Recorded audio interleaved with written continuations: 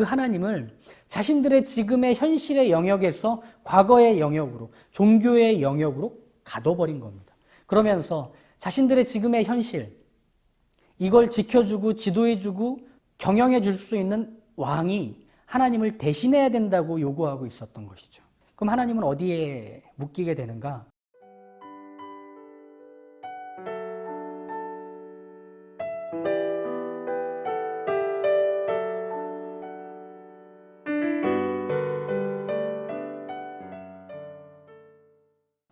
구브로 섬의 바보에서 바나바와 바울 일행은 배를 타고 밤빌리아에 있는 버가로 이동을 합니다.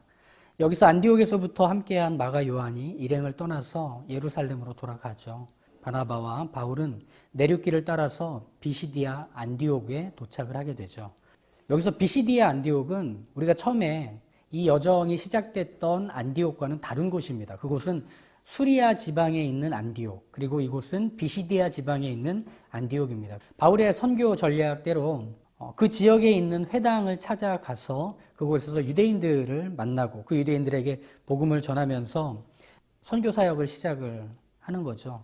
사도행전 13장 이제 13절 이후에는 바울의 첫 번째 설교가 기록되어 있습니다. 먼저 바울의 설교를 간단히 정리한 후에 그 내용들을 살펴보도록 하시죠. 이 설교는 누구에게 전해졌느냐 하면 유대인들과 유대교에 입교한 이방인들, 경건한 사람들이라고 불려지는 그들에게 전해진 설교입니다. 즉 구약 성경을 알고 여호와 하나님을 믿고 경배하는 사람들에게 바울은 먼저 복음을 전했죠.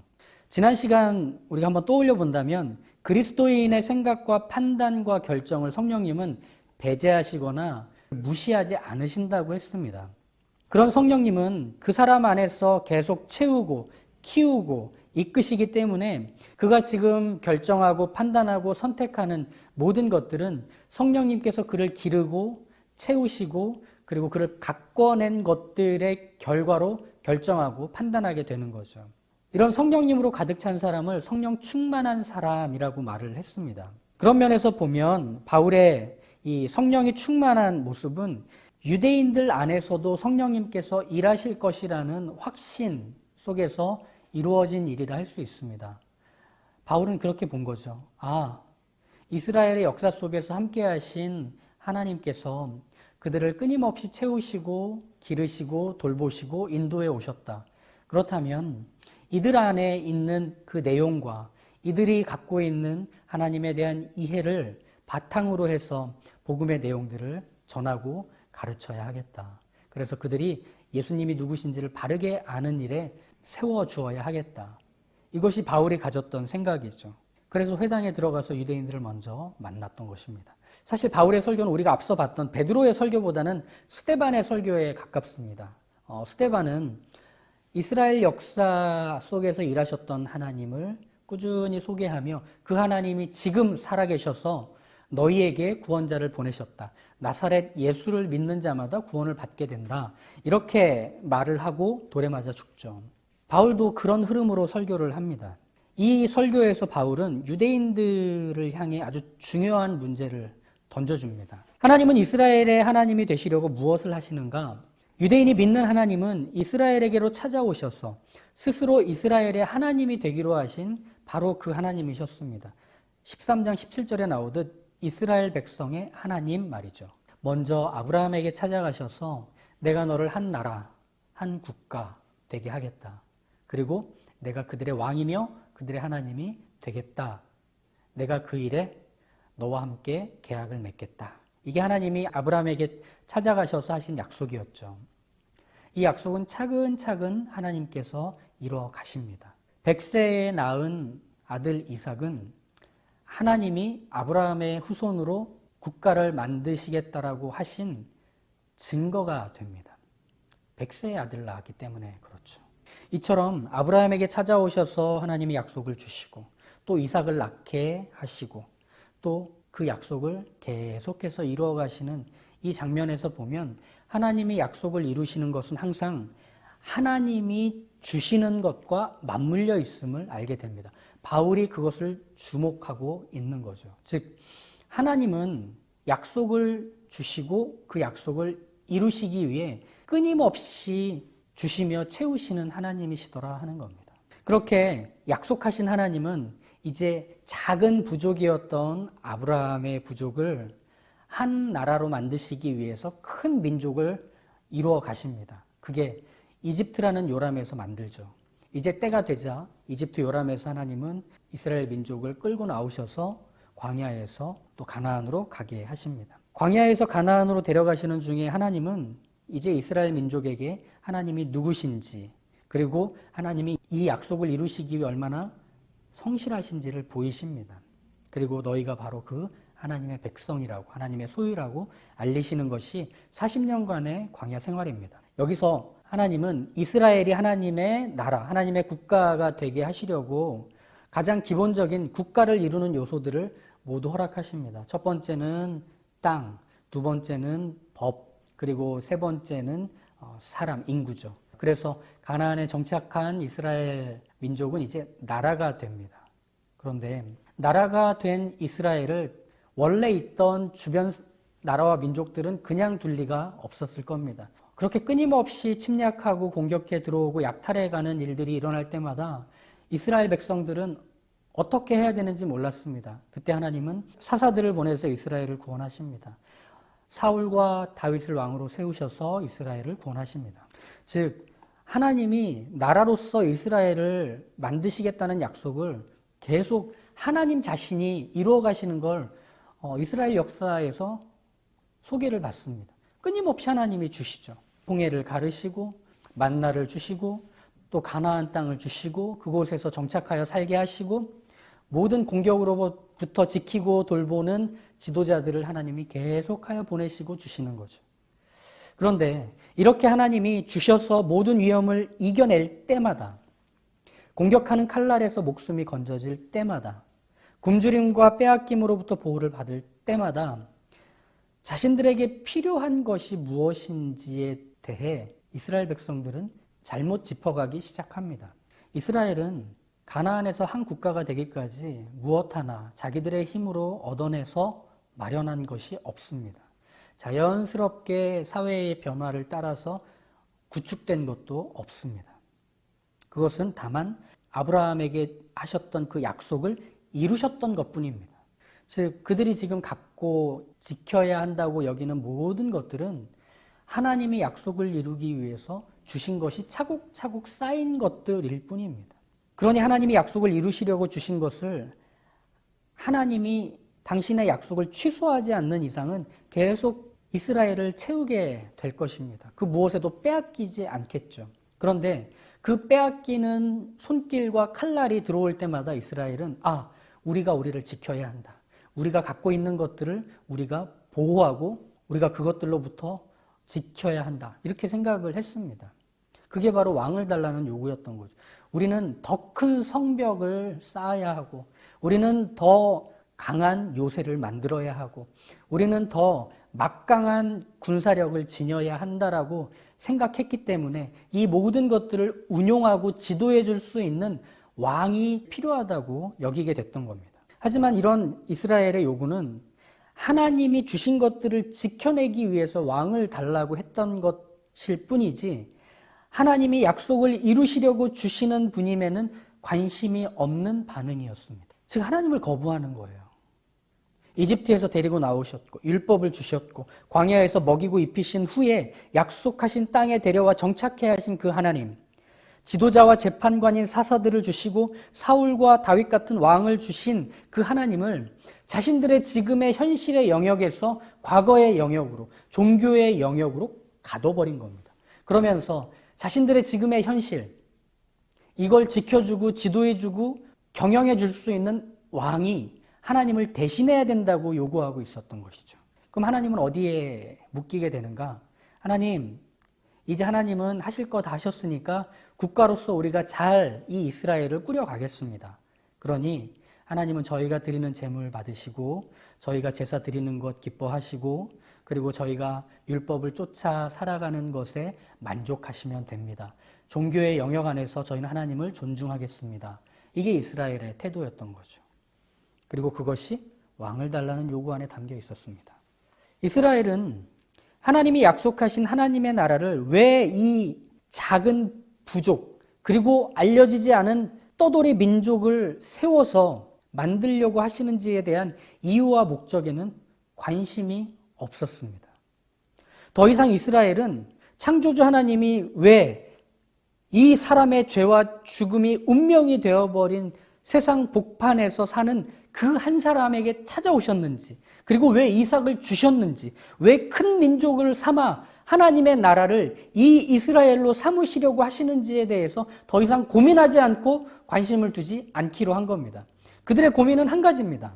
어떻게 하면 더 높은 성을 쌓을 수 있을까? 어떻게 하면 더 좋은 무기를 갖고 훈련된 군인들로 이루어진 군사를 편성할 수 있을까? 어떤 정치 제도와 어떤 경제 방향과 그리고 어떤 사회적인 형태를 갖춰야 할까에 대해서 더 고민하고 치열하게 그 일에 수고하기로 했던 겁니다. 이스라엘은 그게 제일 중요해요. 우리와 우리의 자녀들이 건강하게, 안전하게, 부유하게 살 수 있는 것은 무엇일까?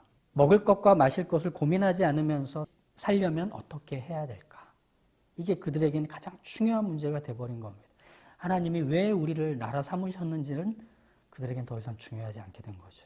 그렇게 이스라엘은 하나님을 현실에서 밀어내고 과거와 종교에 가둬버리고 이제 하나님의 자리에 성을 쌓습니다. 하나님의 자리에 군대를 편성합니다. 하나님의 자리에 금고를 채울 수 있을 만한 경제 원칙과 사회 제도를 구축하려 합니다.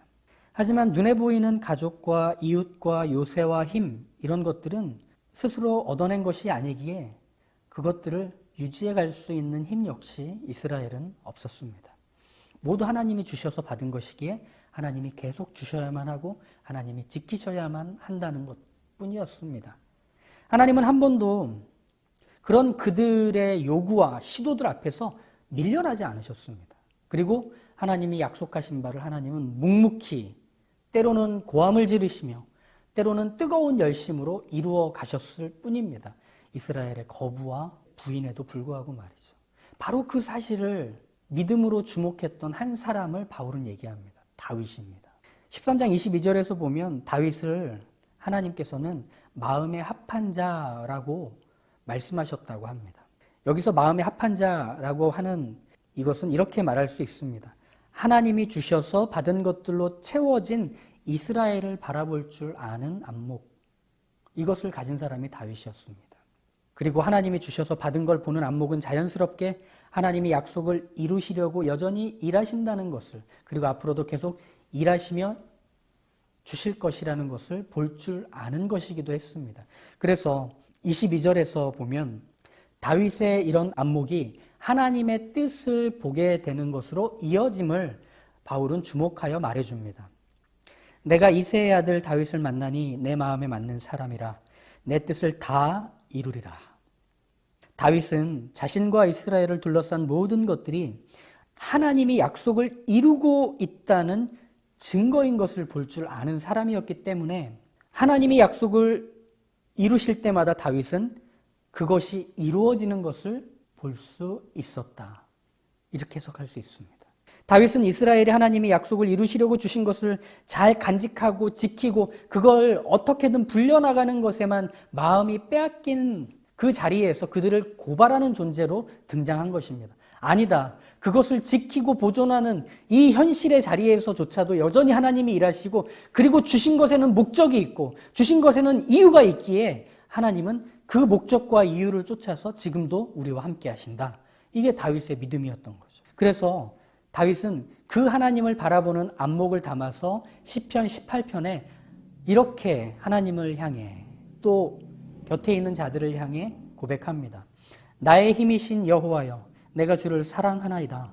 여호와는 나의 반석이시요 나의 요새시요 나를 건지시는 이시요 나의 하나님이시요 내가 그 안에 피할 나의 바위시요 나의 방패시요 나의 구원의 뿌리시요 나의 산성이시로다. 아멘. 모든 것을 주시는 하나님이야말로 내가 믿고 의지할 하나님이시며 구원하실 이시며 반석이시며 요새이시며 힘이라고 고백하고 있는 겁니다. 너무나 놀랍고 강렬한 고백이 아닐 수 없습니다. 그는 지금 여전히 일하고 계신 하나님을 보고 있는 겁니다. 그리고 그것은 이미 일하셨고 주셨던 것들을 믿음으로 또 감사로 받아 일하시고 계시는 하나님을 볼 줄 알았기 때문에 가능한 겁니다. 그러니 이 다윗의 시인은 과거 완료가 아니라 현재 진행이며 여전히 이루어가고 있는 고백일 수 있었던 겁니다. 그리고 여전히 이루어가고 있는 고백은 이 시편 18편 마지막 절인 50절에서 이렇게 장엄하게 외쳐집니다. 여호와께서 그 왕에게 큰 구원을 주시며 기름 부음 받은 자에게 인자를 베푸시며 영원토록 다윗과 그 후손에게로다. 다윗이 그 왕, 기름 부음 받은 자, 그리고 그 후손, 이것을 예수님으로 확신하며 썼을까요? 그럴 수도 있고 아닐 수도 있습니다. 하지만 단정적으로 말할 수는 없을 겁니다. 예수님이 이 땅에 오시자 비로소 그분이 예수님이란 걸 알았던 것이기 때문에 다윗이 그걸 미리 알았다고 말할 수는 없지만 구원자를 하나님이 보내신다는 사실은 알았습니다. 어떻게? 하나님이 이미 주셨던 것들은 하나님의 약속이 이루어지기 위해서 주신 것이기 때문에 하나님이 이후에 주실 것들은 하나님의 구원, 하나님의 약속을 이루시기 위해 주실 것이라는 것을 다윗은 믿었던 겁니다. 대단하지 않습니까? 그러니 다윗과 그의 후손들이 태어난 자리에서는 또 하나님이 약속을 이루시려고 주시는 것들을 그들은 보게 될 것이라고 말할 수 있었던 거죠. 그리고 그것이 바로 예수님이었던 겁니다. 그렇지만 바울은 지금 이 말을 듣고 있는 유대인들과 유대교에 입교한 경건한 자들에게 이렇게 단호하게 얘기를 합니다. 하나님이 주신 이 구원자를 예루살렘에 사는 사람들과 유대인 지도자들이 신성 모독을 했다고 정죄를 하고 빌라도의 손을 빌려서 죽였다. 하나님이 주신 것을 물리쳤다. 거부했다. 이렇게 말하죠. 그런데 정말 놀라운 내용은 그 다음입니다. 33절을 보시면 곧 하나님이 예수를 일으키사 우리 자녀들에게 이 약속을 이루게 하셨다 함이니라. 놀라운 선언입니다. 무덤에 누이신 죽은 예수님을 하나님이 다시 살리셨다는 말은 우리가 했던 것들대로 표현하자면 이것입니다. 하나님이 약속하신 것을 반드시 이루어내셨다라는 겁니다. 유대인들이 거부했다고 해서 하나님이 주신 것을 도로 가져가신 게 아니라 주신 것을 다시 주셨다고 얘기한다는 겁니다. 이게 예수님의 부활입니다. 그래서 어떻게 되느냐? 이스라엘에게 주셨던 그 약속을 자녀들에게 이루어내셨다. 우리들에게 성취하셨다. 그게 예수님이다. 이렇게 말을 한다는 거죠. 아브라함에게 하셨던 약속을 차근차근 이루어오신 하나님이라고, 가나안 땅이 한 나라로 세워지고 그들의 거부와 하나님을 무시하고 외면하는 모든 죄와 고집스러움에도 하나님은 포기하지 않으시고 약속을 이루시려고 끊임없이 주시고 채우셨던 이 일들이 지나고 나자 하나님은 당신의 외아들을 주셨고, 비록 사람들이 거부하여 죽였으나 다시 가져가지 않으시고 또다시 주시는 하나님이셨다라고 말하는 겁니다. 그래서 사도행전 13장 34절은 이렇게 이어집니다. 시편 둘째 편에 기록한 바와 같이 시편 2편을 얘기하죠. 너는 내 아들이라 오늘 너를 낳았다 하셨고, 즉 하나님의 약속이 이루어지는 것은 바로 하나님이 죄인을 구원하셔서 당신의 자녀로 삼으신다는 것입니다. 그걸 어떻게 한다고 하시죠? 하나님께서 죽은 자 가운데서 그를 일으키사 다시 썩음을 당하지 않게 하실 것을 가르쳐 이르시되, 즉 하나님이 주신 것을 걷어가지 않으시고 다시 주시는 부활을 예수님을 통해 이뤄내셨다. 그러니 하나님은 약속을 반드시 이루셔서 죄인을 구원하시고 하나님의 자녀를 삼으신다. 이렇게 말하는 거죠. 그리고 나서 이어지는 이 내용을 보십시오. 내가 다윗의 거룩하고 미쁜 은사를 너희에게 주리라. 하나님이 지금도 일하고 계시다는 것을, 하나님이 주신 이 예수님의 부활을 너희에게 믿게 하시기에, 너희의 굳은 마음과 하나님의 일하심을 외면하는 그 모든 불순종에도 불구하고 하나님은 예수 그리스도를 너희에게 주시려고 내가 왔다 말하고 있는 겁니다. 오늘은 여기까지 보시고 35절부터 43절까지는 다음 주에 더 이어서 보도록 하겠습니다. 우린 이 바울의 설교를 들으며 우리 스스로의 현실의 영역 안에서 과연 하나님이 살아계신지 질문해야 합니다. 두 가지 면에서 그것을 믿고 있는지에 대한 확인이 가능할 겁니다. 하나님이 이미 우리에게 주셨다는 것을 아는 사람만이 감사할 수 있습니다. 그리고 하나님이 이미 주셨다는 것을 아는 그 자리에서 이 주신 이유와 뜻을 하나님이 우리에게 보이시고 그리고 또 하나님이 그 약속을 이루어 가신다는 것을 믿기에 이 모든 것은 소망의 증거가 됩니다. 즉 감사와 소망이 우리가 하나님이 여전히 살아계시며 우리의 현실의 영역에서 일하고 계신다는 것을 믿는 우리의 반응과 모습이 될 것입니다. 우린 과연 감사가 있습니까? 우린 과연 하나님으로부터 온 소망이 있습니까? 하나님은 살아계십니다. 약속하신 바를 이루시기 위해 주셨고 또 주셨습니다. 받은 복을 세어보아라. 끊임없이 하나님이 주셨던 것들을 세어보십시오. 그때 두려움과 절망과 불안이라는 것은 그것보다 크신 하나님으로 인해서 우리는 비로소 그 다음으로 넉넉히 걸어갈 수 있는 믿음의 사람이 되어 있음을 볼 것입니다. 다윗의 믿음의 안목을 가진 그 사람 말이죠. 예수